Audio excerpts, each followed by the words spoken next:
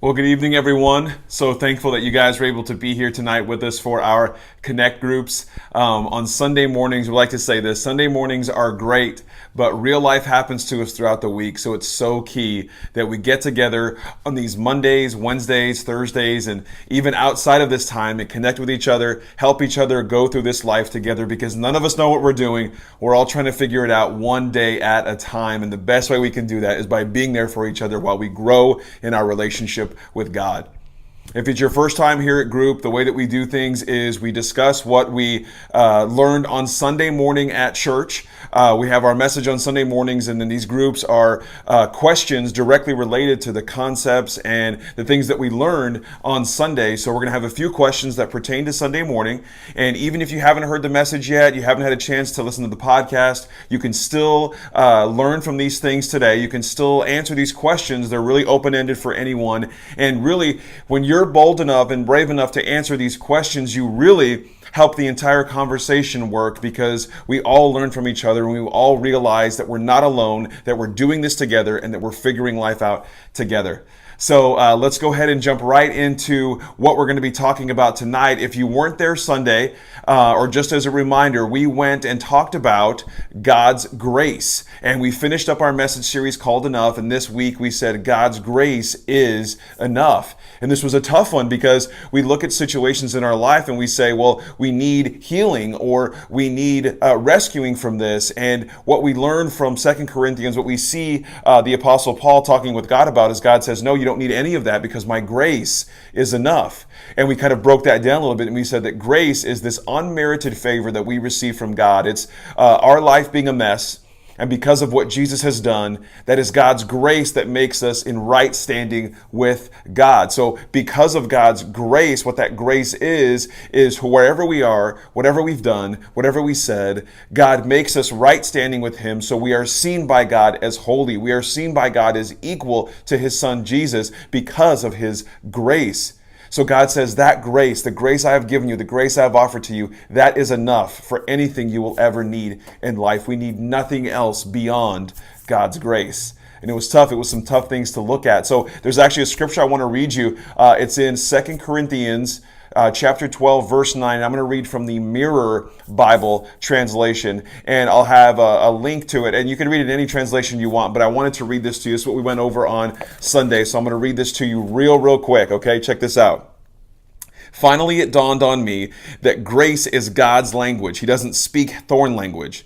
He said to me, my grace elevates you. Love that. My grace elevates you to be fully content. And now, instead of being overwhelmed with a sense of my own weakness, He overwhelms me with awareness of His strength. Oh, what bliss to rejoice in the fact that in the midst of my frailties, I encounter the dynamic of the grace of God to be my habitation. I love that. God's grace elevates us. God's grace elevates us above our circumstance, above the things that we face, above everything else in our life. God's grace elevates us to where He wants us to be and to see what He wants us to see. So I want to jump right into the questions tonight. And my first question for you is, I want you to kind of looking through your past, looking through your life, maybe in this past year, maybe before that. But I'd like for you to be vulnerable if you want to kind of be brave enough and answer. And the question is this: has there been a time in your life when you prayed for something and God did not answer your prayer? The reason I ask that is this Apostle Paul, he was praying for God to remove this thorn he had in his side. And, scholars throughout the centuries have different theories on what that thorn is, whether it was an actual thorn or just a problem Paul was having. But regardless, Paul asked God to remove this problem from his life, and God said, you don't need that problem removed from your life. You need my grace, because my grace elevates you above your problem. So I want you to think about a time in your life when you prayed for something, you asked God for something, and it didn't happen. God did not answer that prayer, and how that affected you, how that made you feel. So I want you guys to take some time to discuss that.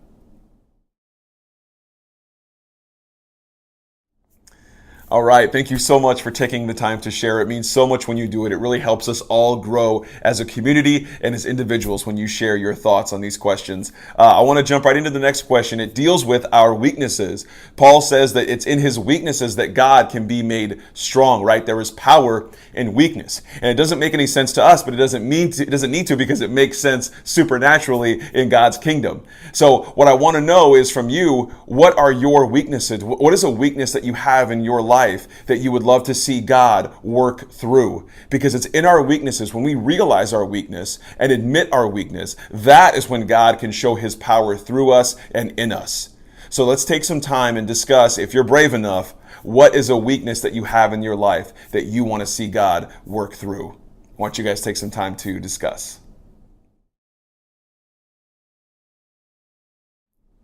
All right, now I know some of these questions can be a little difficult, so I really appreciate you guys hanging with on those. This next question is maybe a little bit more encouraging if the previous two weren't for you. I want to ask you this. Can you think of a time in your life when, because of God, because of prayer, because of your relationship with God, because of someone else maybe lending you their faith and you borrowing their faith and believing God through them, can you think of a time when God's grace elevated you above your situation, where maybe you looked around and your mess was still there, nothing had changed in your circumstances, but you had a different sense of empowerment, you had a different sense of victory, and it was because God's grace pulled you up and elevated you above this circumstance and showed you what really mattered in life, and that was his grace, his life that he gave for you. Why don't you guys take some time to discuss that?